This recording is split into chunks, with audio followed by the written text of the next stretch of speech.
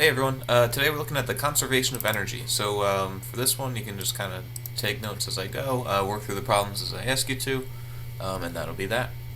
So we've already talked a bunch about energy. We did potential energy, which is stored energy, often using height to store energy, and kinetic energy, which is the energy of motion. Today we're going to see if we can sort of piece those two things together and see how they're related to one another. And we're going to do that using something called the conservation of energy. It's a phrase that you've probably heard before. It's that energy can't be created or destroyed, it can only change its form. And so that's exactly what we're going to put here for our conservation of energy. So energy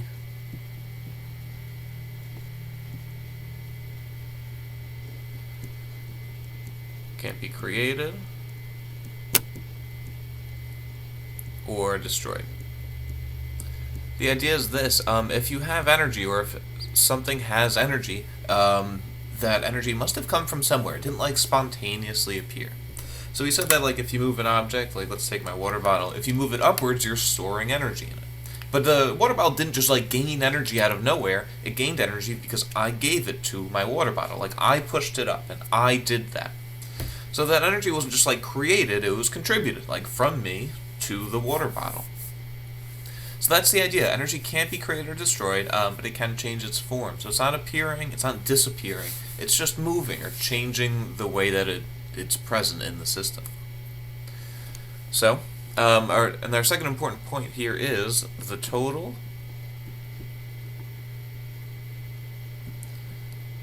value of a system's energy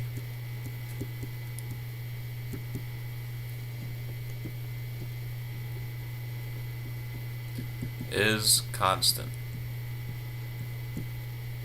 meaning it has the same value as time goes on. So the total value of a system's energy is constant. So this is sort of the idea, this conservation of energy.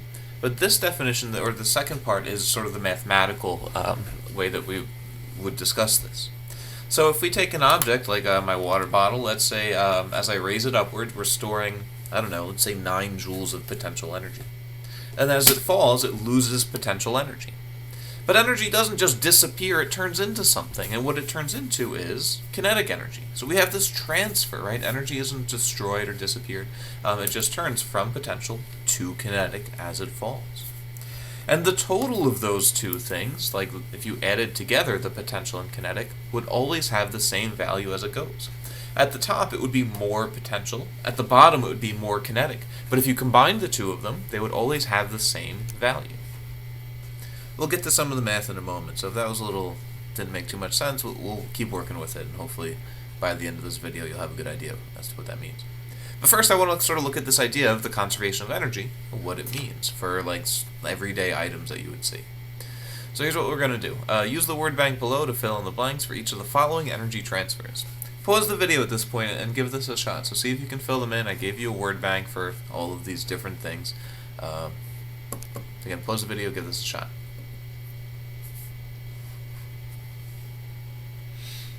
Okay, so a wind turbine takes the motion of the blades to turn blank into blank. So wind turbines are those those giant fan-looking things where wind power comes from. The wind blows them, they spin, and what they do is they generate electricity. They do that by taking, we take the motion of the wind turbine, and motion, that sounds like kinetic energy, and they generate electricity. So we take kinetic and we turn it into electrical. So that electricity, when you use a wind turbine, it doesn't come out of nowhere, it came from this kinetic energy, right? The energy wasn't created, it just was transferred. Hairdryer works by taking blank energy and turning it into blank energy. Well, a hairdryer is an electrical device, so I would say it takes, I'm going to abbreviate, electrical energy and turns it into, it creates heat, right? Heat energy. So that's an energy transfer or transformation that's taking place. A nuclear power plant uses, for this one, I'm going to say it uses atomic energy. And it's a power plant, so it uses that to create electrical energy. Again, that electricity, just the idea I'm trying to get across is it doesn't come from nowhere. It comes from this other form of energy. The energy changes its form, but it's not created. A car rolling down a hill. So rolling down a hill. Okay, so this one's a little closer to what we're going to be doing. So if we go down a hill, then we are losing potential energy. But if it rolls downhill, it's probably getting faster. So that potential energy doesn't just disappear. It's not just gone now. It turned into kinetic energy. So it got faster, but that kinetic energy didn't come from nowhere. It came from potential.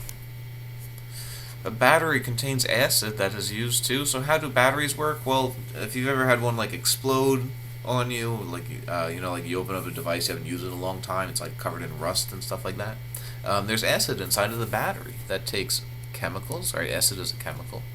So we're turning chemical energy into electrical energy.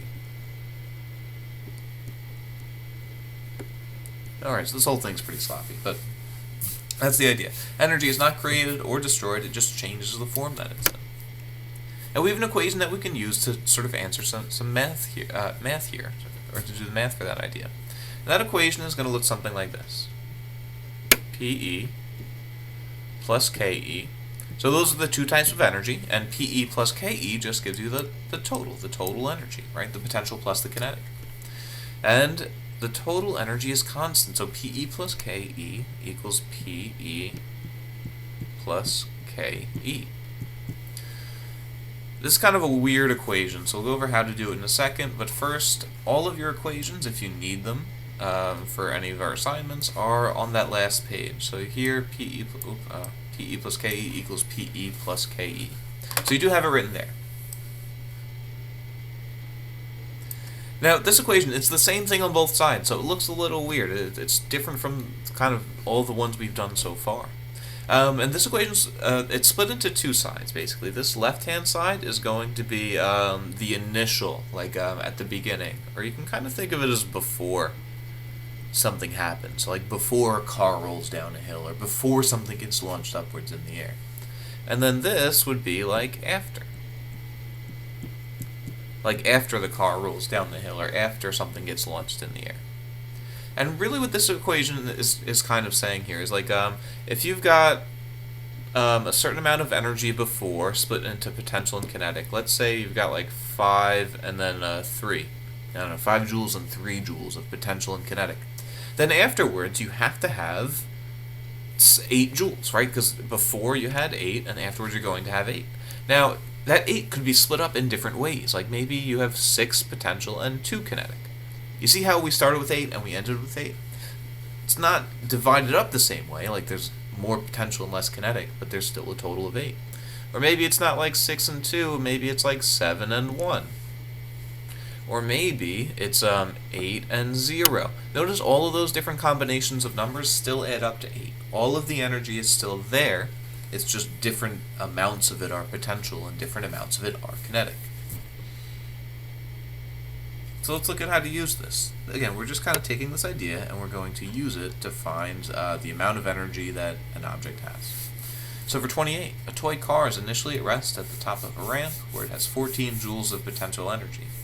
Part of the way down the hill, the car has 9 joules of potential. At this point, how much kinetic does it have? So we've got like a car, it's on a hill, and then I guess partway down, let's say like here, partway down the hill, it has less potential energy because it has less height. Remember, potential is related to the height.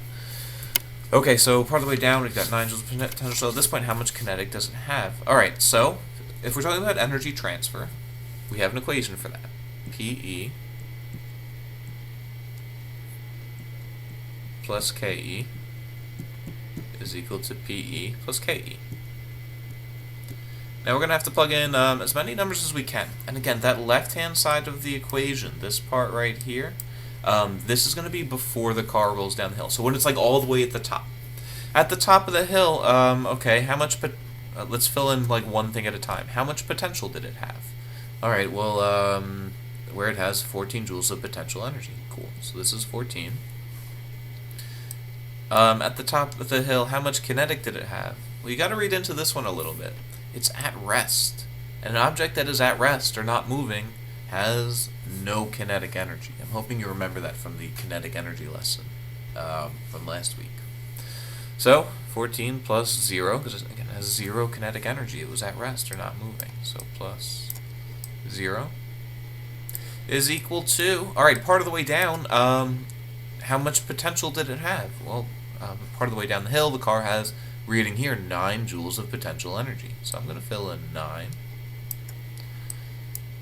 At this point, how much kinetic energy does it have? So I'm going to fill in 9 plus, I'm just going to leave this as KE, because I don't know what its value is. That's what we're solving for. So here we have to do a little bit of algebra. We've been trying to keep this course kind of lighter on the algebra, but here we have to solve for KE. You may be looking at this and already realizing the answer is 5, and if you see that, that's great. If not, I'm going to walk through it kind of a little bit slower by simplifying both sides. So, in other words, 14 plus 0 is 14. 9 plus KE, I'm just going to leave as 9 plus KE. Now, let's see. Okay, now we're going to solve for KE. So to get rid of this 9, I'm going to subtract 9.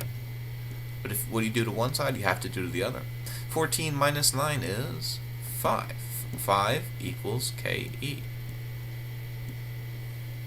There we go. Oop, 5 joules. I'm sorry, I should have put in a unit there. 5 joules of kinetic energy.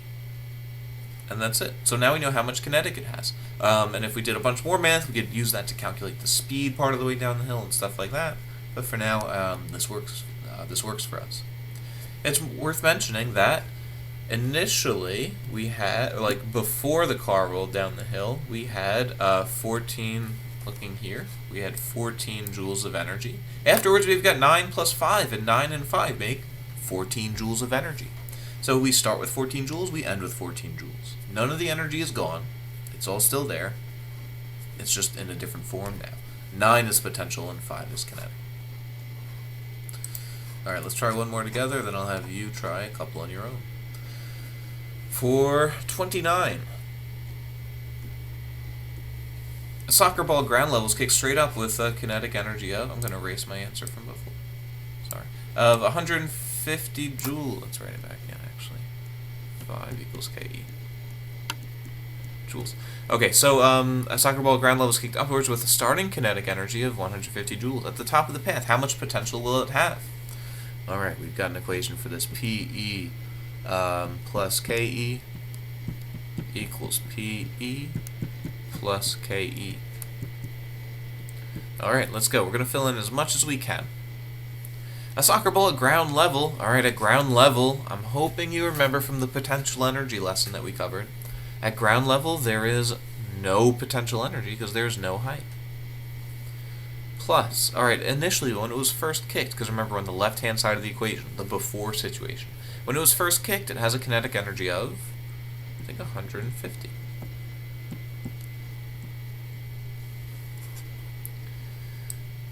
Equals, okay, so at the top of the path, how much potential energy will it have? So I think that this PE is what we're solving for.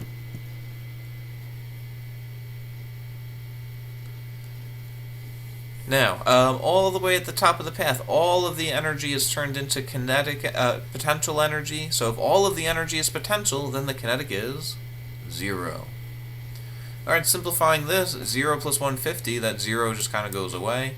PE plus 0, that kind of goes away. And 150 equals the potential energy, joules. So at the top, all of the energy has turned into potential energy. But again, it's still that 150 number. Okay, at this point on your own, I'd like you to try questions 30 and 31. So pause the video and give them a shot. You're going to have to use a few of the different equations for this one. And if you forgot the equations for potential and kinetic energy, remember they're all just on that last page.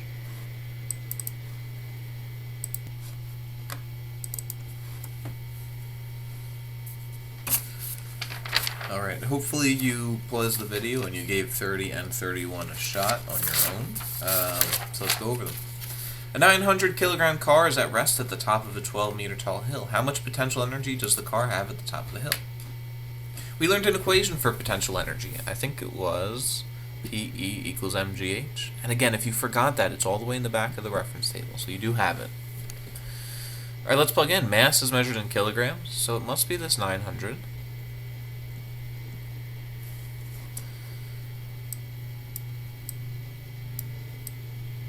I'm not showing my units, so that's okay. G is, if you forgot what G is, that's actually also in the back of the reference tables. But the acceleration due to gravity is 10, so that's always going to have a value of 10 here on Earth. And then the height is 12 meters, because that's how tall the hill is. Alright, multiply all those across, and I got 108,000 joules. So that's a lot of energy stored in this car, but it's at the top of a kind of high hill. So that's how much potential energy is stored in the car. And as the car goes down the hill, it loses potential, but remember, energy doesn't disappear, it turns into kinetic energy. So after rolling most of the way down the hill, so not all the way, but most of the way, it has 8,000 joules of potential energy. How much kinetic does it have at this point? This sounds like the conservation of energy, so we're going to do our PE plus KE equals PE plus KE equation. Equals PE plus KE. Alright, let's plug in everything that we can. So again, this left-hand side will be before it rolls down the hill, like when it's all the way at the top. And all the way at the top, we know the potential, because we just found it. It is 108,000 joules of energy. Let's make that a little more clear. This will be a comma. There we go. Plus, alright, all the way at the top of the hill, I think it was at rest, or not moving. And if it's not moving, the kinetic energy is 0. It does not have any kinetic energy. Equals, alright, now as it gets towards the bottom of the hill, that potential energy, I think I gave it to you, I think it's this 8,000 joules. So I'm just going to plug that in here. Oops.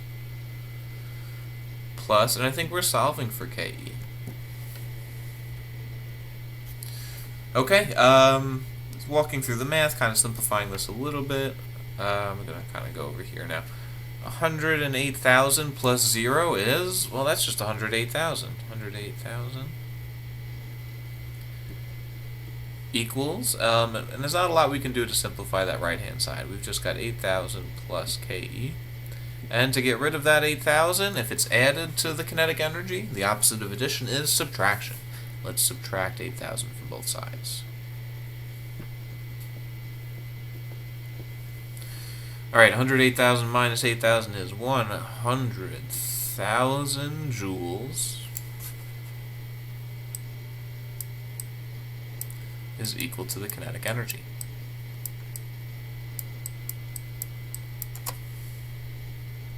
There we go. So it's a lot of kinetic energy, but again, the car was on top of a really tall hill, so it has a lot of time to gain at speed and pick up a lot of kinetic energy as it falls. Cool. 31.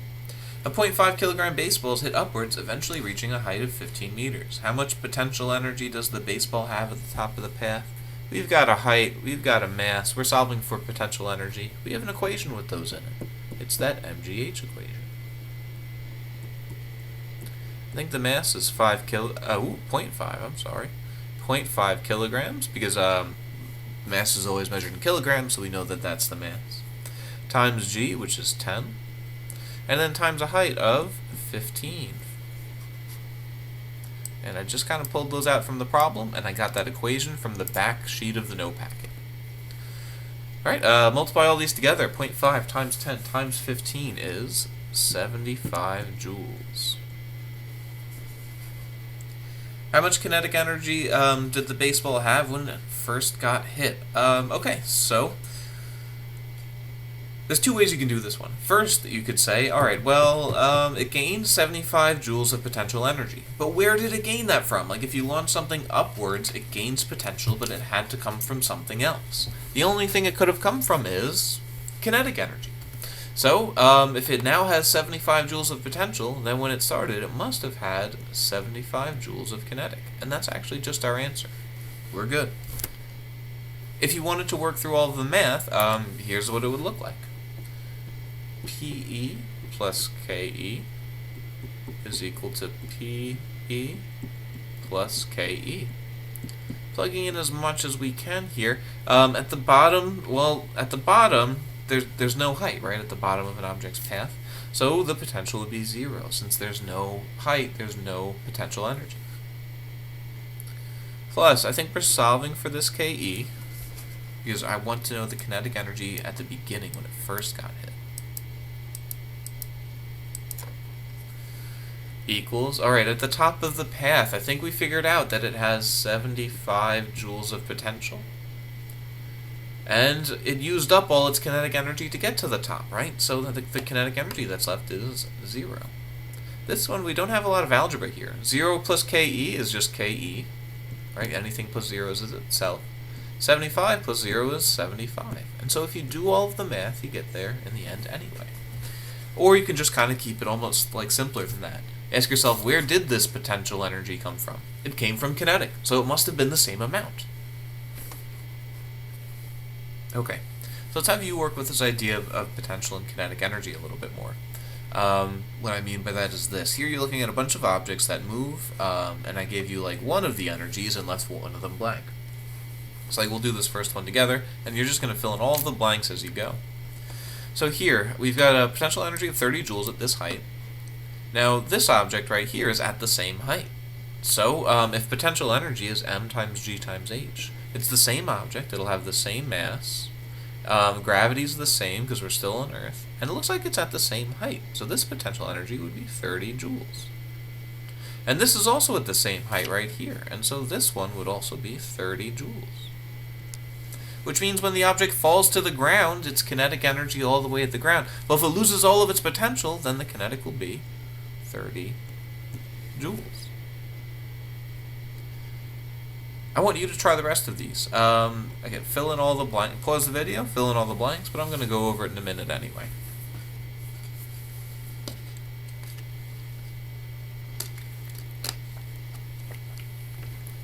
Alright, I hope you paused the video and tried these, so let's go. Alright, the idea, remember, the concept is that the total energy is always, always, always the same. It's got to be the same amount. So, let's look at this one right here. What's the total energy? Well, this doesn't give us enough information. This doesn't give us enough information, but I think this one all the way at the bottom does. 0 and 50 is a total of 50 joules. So at every point along this object's path, it has to have a total of 50 joules of energy. So let's say, at this point, halfway down, we've got 25 joules of potential. How much kinetic must there be if the total is 50? Well, it has to also be 25, right? Because 25 and 25 gives you a total of 50. So, again, the total here is 50, the total here is 50, which means the total here has to be 50 as well. If we've got no kinetic at the top, that means that all 50 joules are potential. Alright, let's take this guy. He's diving down from the high dive. I'm going to zoom out so you can see it all. And then, at the end, he hits the ground. Hopefully he's fine. Alright, at the top, we've got 15,000 potential and no kinetic. So how much total energy is that? I think that's a total of 15,000. That means that as this person falls, see how their potential energy, that's this one, that's this one, that's this one, that's this one, their potential energy is going down, which means the kinetic energy must be going up. That way the total is still the same. So let's see if we can figure this out here. We've got a potential of 11,250, and we're solving for the kinetic. Okay, so how could we figure out how much is there? I would just subtract it. Like 15,000 minus 11,250 gives you 3,750 joules. If you want to sort of go the opposite way and double check this, add 11,250 to 3,750, and I think what you'll get is exactly 15,000. The total energy is still the same. Down here, 7,500. How much kinetic must there be? I'm going to go with 7,500 joules. Because again, if you add these, if you add these two together, you get, that's a J for joules, you get 15,000. So all of the energy is still there. It's just less potential and more kinetic. And if you keep falling, there's even less potential. So I think if you subtract 3,750 from 15,000, you get 11,250 joules. Again, there's the total, if you add these two up, you'll still get 15,000. It's just that there's less potential, more kinetic. And then all the way at the bottom, there's no potential, which means all 15,000 joules must be kinetic.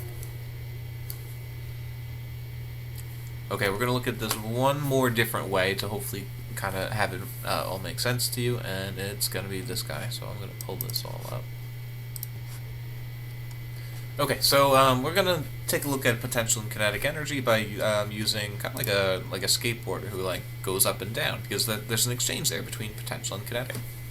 So to do that, we'll take, this is our skateboarder right here. And one thing I'm going to point out is, as I lift them upwards, I'm giving the person potential energy. So over on the left, we've got these graphs that show their potential energy, and then the total energy. So as I raise upwards, notice that that blue line goes upwards because we have more potential energy. And if I take the person and I just now leave them to go back and forth on the ramp, what you see is an exchange between potential and kinetic energy. So all the way at the top, right now, let's pause, see how there's mostly all potential energy in this blue graph? And then this graph right here represents the kinetic energy. So as the person falls, the potential goes down, but the kinetic goes up. And then on the way back up again, the potential increases instead of the kinetic. So we just have this sort of back and forth of right now it's kinetic, and then up here it's potential, and then at the bottom it's kinetic again, at the top it's potential. So there's just this trade-off back and forth from potential to kinetic, back to potential, back to kinetic, and so on. But I will point out that this graph all the way on the right represents the total energy. And we said the total energy has the same value at all times. So if I pause I don't know, here we've got some potential, some kinetic, and they add up to this total graph. And notice that that total is not changing at all, because the total of the two is always the same amount. Energy is what we call conserved. So let's take let's have you work through some of the numbers then.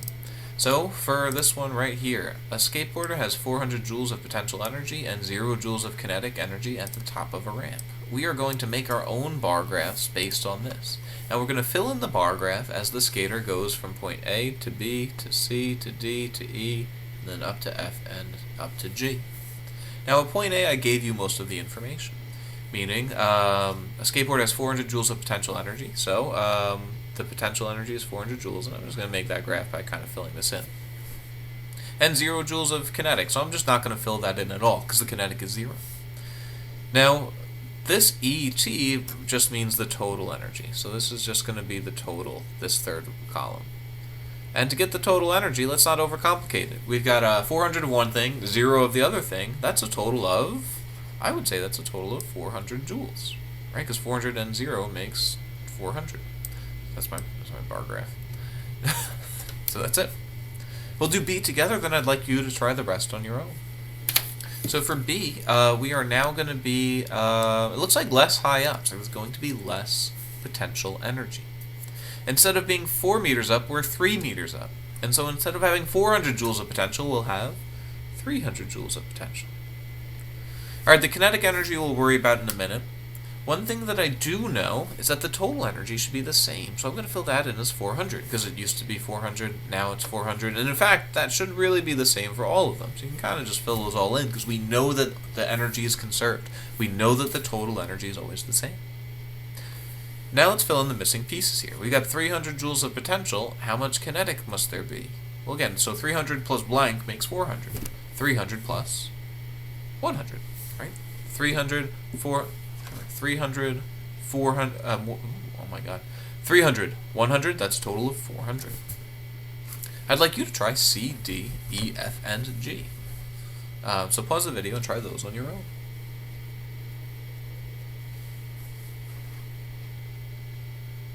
Alright, I'm hoping you tried those all. So if at point C, let's do the, we said that the total energy is 400 because it's always going to be 400. Now at point C, I think that's right here, I think we're like halfway up. That means that half of the potential energy is gone. So 200 is potential. That means the kinetic must also be 200. And I know that because 200 and 200 makes 400. Right, 200 plus 200, 400. So the total energy is still the same. At point D, we're 1 meter up rather than the 4 that we started with. And so instead of having 400 joules of potential, we'll have 100 joules of potential. I know that the total energy is still the same, and I know that because it's always going to be the same. Energy is conserved. 100 potential means we must have 300 kinetic. Because again, 100 and 300 gives you the total of 400. E. Alright, at E, we're all the way at the bottom, and when something has no height at all, it has no potential, so I'm going to leave that blank. We know the total is 400, because it's always that. Well, if none of it is potential, then all 400 is kinetic. At point F, it looks like we're halfway up again. Now we know that the total is going to be 400, because it's always going to be 400. Halfway up means we have half of that potential energy. So this should go up to, oh no, this should go up to about 200, hopefully. Oh, that all went away. Which means that the kinetic must be 200 as well. 200 and 200 makes the full 400. Last up, G. Alright, at G, we're all the way back to this maximum height, which means that all of the energy is now potential, all 400. Oh god, this is up to 400, and then the total energy is also 400. There we go. So as the skateboarder goes down the ramp, that's A through E, as we go down the ramp, the potential decreased. But it's not gone. That's the important idea. It's not gone. It just turned into kinetic. So the answer to B is kinetic energy. Alright, the kinetic energy increased. Right? Because notice it used to be 0, and then it was 100, and then 200, and then 300, and then 400. So it definitely got bigger, increased as it went. But it didn't come from nowhere. It wasn't created. It came from potential energy. So just trying to reinforce that idea that this energy didn't come from nowhere. It came from the other energy type. But the total energy is the same. Total energy is always going to be the same. Alright, so that's the conservation of energy. We're going to keep working with that. But for now, you're all done.